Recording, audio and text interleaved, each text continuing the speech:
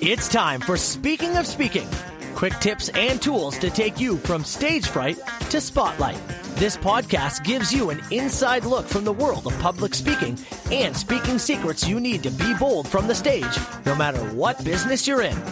The host of Speaking, Carl Richards. Thank you, Matt. Yes, another edition of the Speaking of Speaking podcast. My guest today is Marlene Cameron. We're going to have a great discussion about imposter syndrome, the dangers of feeling like a fake. Marlene is a transformative business and life coach who works with accomplished professional women who can suffer from stress, self-doubt, and sometimes feel like imposters.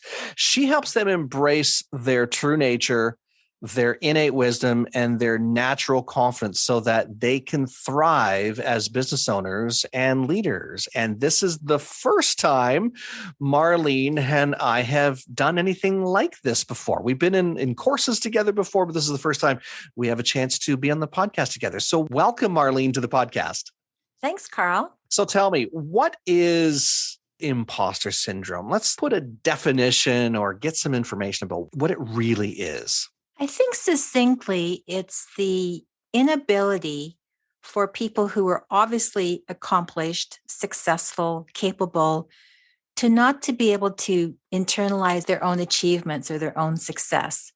So they tend to attribute it to they were lucky, or it was a fluke, or somebody made a mistake, or they just worked way harder than anybody else, and that's why they're more successful, or even to the point where you were selected or chosen because somebody liked you. You know, basically it was because of your charm or your likability. It's this inability to kind of see yourself as accomplished, successful, and even to have the confidence that goes along with that.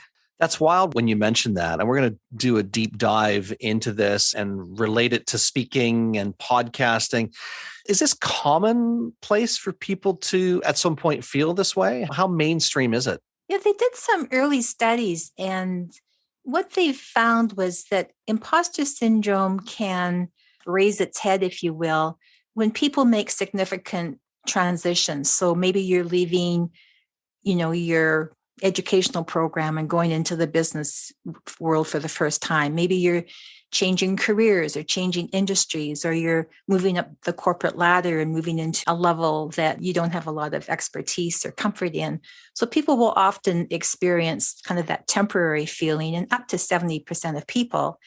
But after a while, people settle down, they kind of fake it till they make it. But for some people, they never get past that. They can be in that role or that industry for many, many years and be seen as an expert, but they don't see themselves as an expert. And it's really a hard place to be.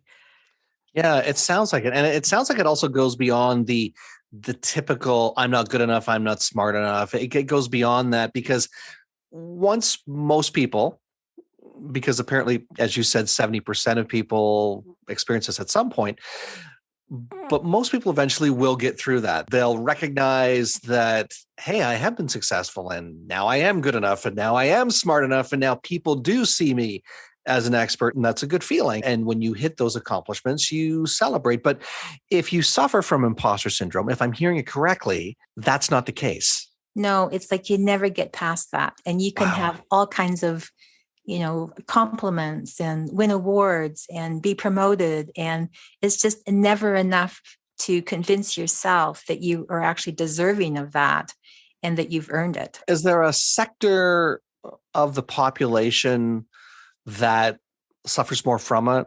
Like, for example, would business professionals that have done well, high-level managers, CEOs, would they suffer more from it? Or is it anyone can suffer from this? Well, they tend to identify it more in successful people. And I think the thing that happens as people become more successful, let's take the corporate environment, for example. So if somebody moves up, they have less and less support, if you will. So if you're moving from, a peer to a team manager, director, VP, that your support systems kind of fall away, and it's really more up to you to make those decisions and, be that leader. And so it becomes sort of lonely at the top. And I think that's where people can experience imposter syndrome even more, because they don't have as much as that kind of external validation or that encouragement, if you will. You're kind of expected to hold your own. So what are some of the challenges, or what are some of the risks that are associated with imposter syndrome then? Well, the first thing I think, and especially when, whether you're a corporate leader or if you're self-employed as a coach or a speaker or even, podcasting, is that when we're not able to internalize or own our achievements and don't benefit from the confidence that comes along with that, when we talk about our achievements or other people talk about our achievements, it feels like it's kind of a bit of a lie. And, I call it kind of talking through your hat. I'm saying this or they're saying this about me, but it's not true. So it sets somebody up to not have that presence and that grounding to really do their best. I want to make a statement here and then bring this back to imposter syndrome, because it's a statement that you and I both heard from a coach that we've worked with. And it's the adage of, it doesn't have to be 100% accurate, but it has to be true. So for example, when you're speaking, when you're giving a presentation, or when you're writing a chapter in a book, but certainly when you're speaking, you're presenting information that has a certain level of truth to it. It should all be true, but it might not be 100% accurate. Saying that, how does somebody with imposter syndrome deal with something like that? Is it a huge challenge for them? Well, the thing I can give an example for me is my first career, I did corporate interior design, and I designed the inside of an airplane hangar, if you can imagine. Wow, that's and pretty cool. Very colorful, lots of graphics. It was quite a unique airplane hangar. And I remember a colleague, an interior designer, had gone out to see it, and he goes, "Oh, was really interesting, Marlene." And because of my insecurity, I interpreted what that person's saying is like, "Oh, they really thought it sucked, and they're just being nice."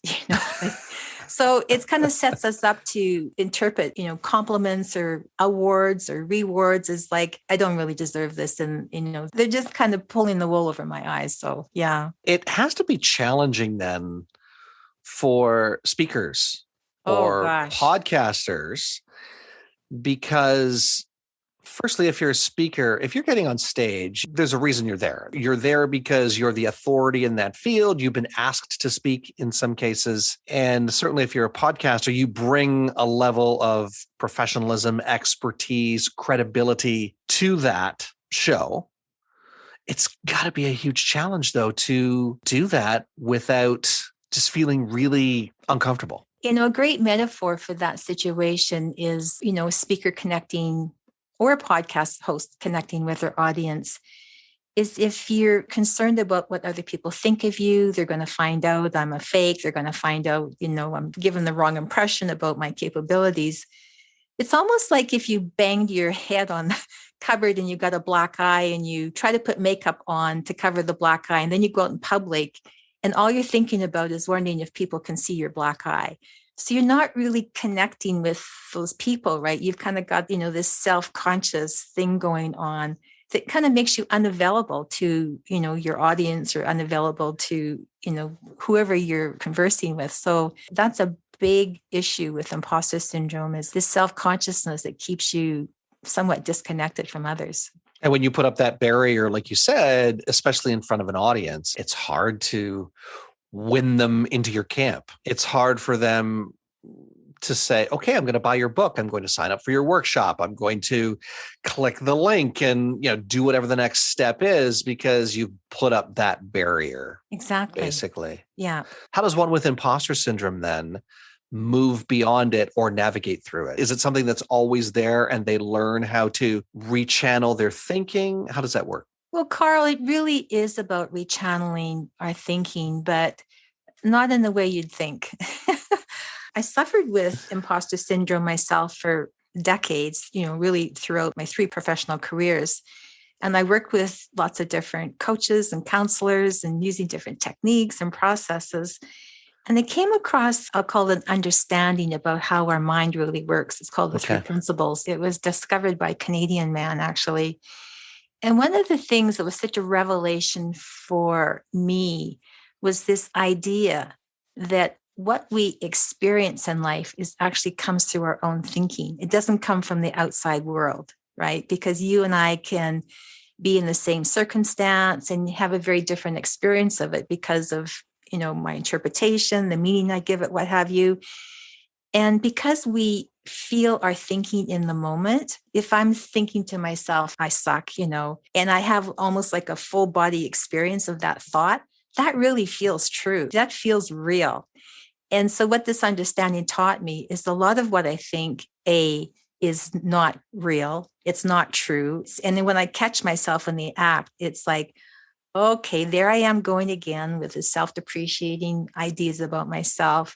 And so it was not so much I had to learn how to fix my thinking. I had to learn how my thinking works. And because we can't control our thoughts, and we can only understand when we're in this self-depreciating thinking, because we start to feel anxious, we start to feel self-conscious, we start to, doubt ourselves, and realizing like, oh, that's just my thinking, right? I know it sounds paradoxical, but that's how I really, which helped me kind of turned around my own imposter feelings. It's almost like saying it's all in your head, or the furthest distance traveled is the one from your left ear to your right. When you're so convinced that, you're not good enough, you'll never be good enough. I mean, people are looking at you, or they're disingenuinely giving me comments or whatever. My guest today is Marlene Cameron, and we're talking about imposter syndrome, the dangers of feeling like a fake. So there is help, but it's not the easiest thing to navigate. You have to want to move beyond it or navigate through it. Is it possible to not even know if you have imposter syndrome, or is it pretty clear to somebody with imposter syndrome that they have it? I think a lot of people experience what I call imposter feelings because of this pattern of thinking that I'm not good enough, they're going to find out. But often it's diagnosed as anxiety or depressions. Okay. So the experience of it is somebody can feel highly anxious and do the self-medicating thing, like, like the wine and shopping after work, or because there's this, I'll never be good enough. Even if I have 3 PhDs, I still won't be good enough. And that's sort of, that'll lower your emotional state for sure. So often it's diagnosed as something else. And I've spoken to people that, have expressed a lot of anxiety. And I ended up giving them the quiz that the 2 psychologists who identified the condition, I started giving my clients the quiz because it's like, what's going on with this person? They're obviously capable and talented. And it's like they can't see it or own it in themselves. So sometimes when we're presented with the evidence, like, oh, that's what's going on for me. I've had people like burst into tears. Like, I had no idea that was what was really going on. I just kept denying myself and dismissing myself and depreciating myself. And because we do these things often at a very unconscious level, I know for me, my own experience is like, what is the matter with me? Like, part of me can see I'm capable, but another part of me denies it. Wow, Marlene, this is phenomenal. Firstly, I would never have known from having this discussion with you that you've been through this yourself.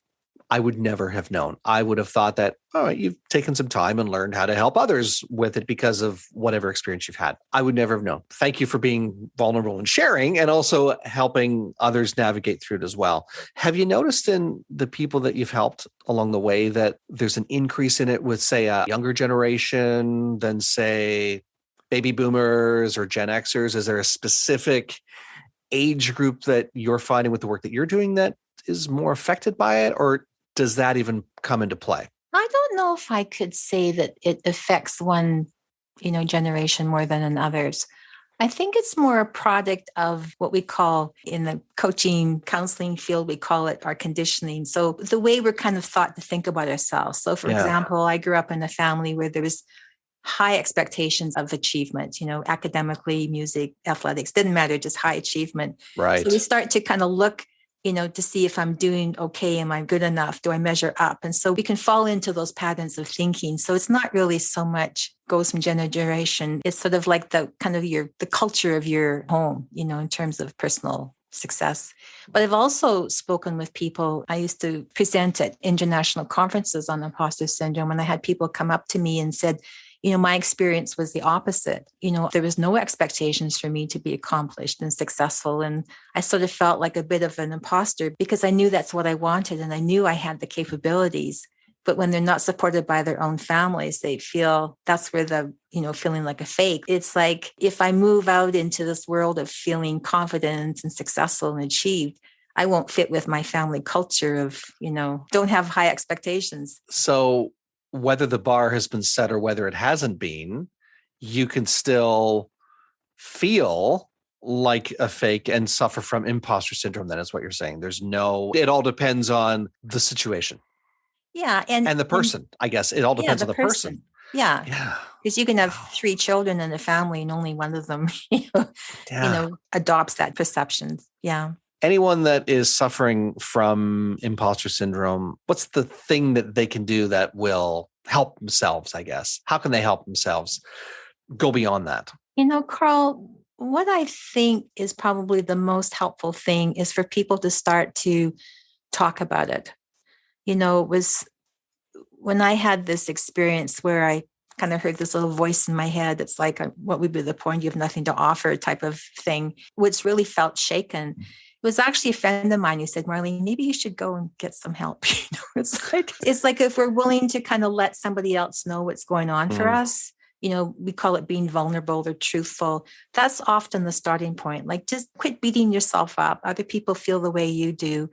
And just see where that takes you. Maybe a mentor or friend could be helpful. Maybe you go find a great coach, but just open the door a little bit. Because the thing about imposter syndrome, it's like this, we kind of live in this world of pretense. So I have to project myself as confident, successful, and accomplished. And I don't want to show that part of myself that feels so insecure. Wow, Marlene, this has been an amazing discussion. Marlene Cameron, my guest today, talking on imposter syndrome, the dangers of feeling like a fake. And you have something, Marlene, that you wanted to pass along to our listeners today. What would that be? I wrote a short little ebook that you can download, and it's called The 7 Secrets to Unshakable Calm, Clarity, and Confidence.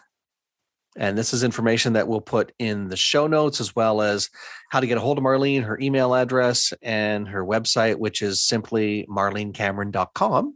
If you want to click on it now and check it out. And the link for those 7 secrets to unshakable calm, clarity, and confidence will be in the show notes as well. Marlene, it's been a great discussion with you today. Thank you so much for taking time out of your day to chat with us. Any final thoughts before I let you go? Yeah, I do want to say one more thing, Carl. It's, we grew up in a culture that we're led to believe that our intellect is the measure of our potential, our education, our expertise, our training.